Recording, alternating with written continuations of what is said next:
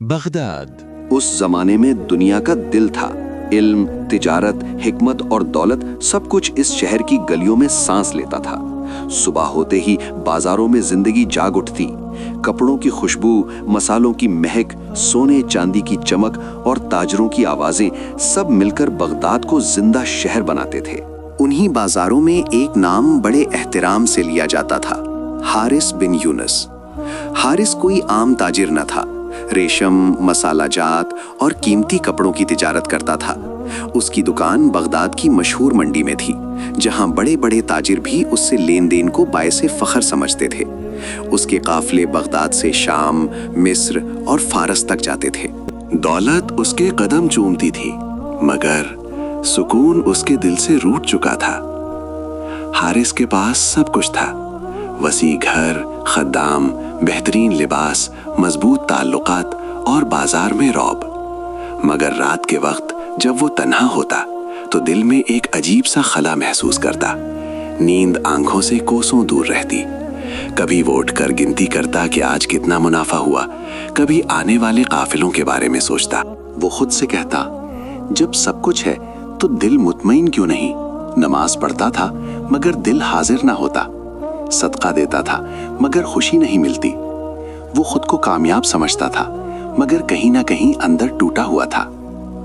शाम का सफर। एक साल हारिस ने फैसला किया कि वो खुद काफले के साथ शाम जाएगा। वजह तिजारत कम और दिल का बोझ ज्यादा था। शायद सफर उसे हल्का कर दे। काफिला बगदाद से निकला। दिन में तपता सूरज, रात में ठंडी हवा और रेत के समंदर जैसे रास्ते। काफिले में मुहाफिज, खादिम और दूसरे ताजिर भी थे। तीसरे दिन एक सुनसान मकाम पर काफिला रुका। पानी कम हो चुका था, सब लोग थके हुए थे।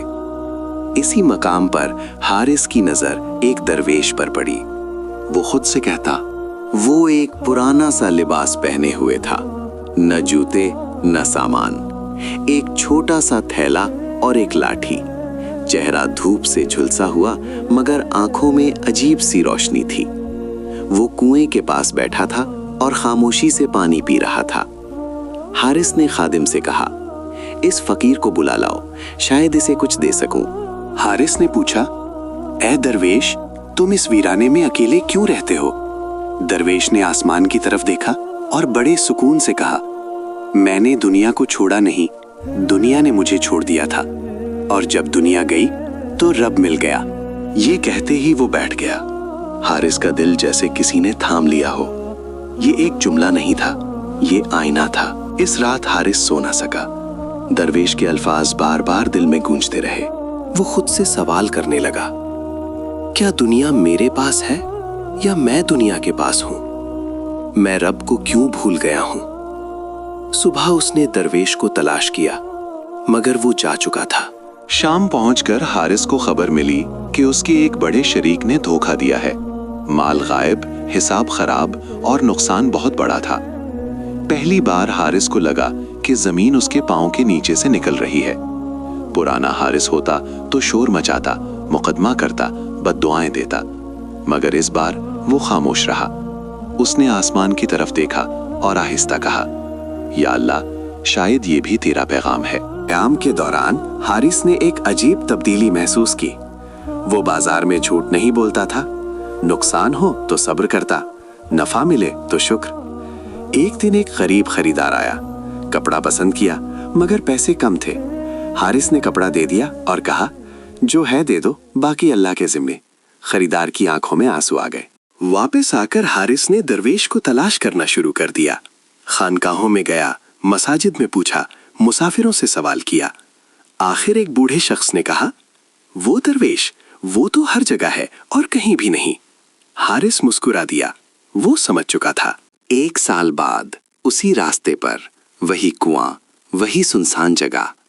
दरवेश फिर नजर आया। हारिस फौरन घोड़े से उतरा, अदब से बैठ गया और कहा, ए अल्लाह के बंदे, तुम्हारे एक जुमले ने मेरी जिंदगी बदल दी। दरवेश मुस्कुराया और कहा, मैंने कुछ नहीं किया, मैंने सिर्फ वो आईना दिखाया था जिसमें तूने खुद को देखा।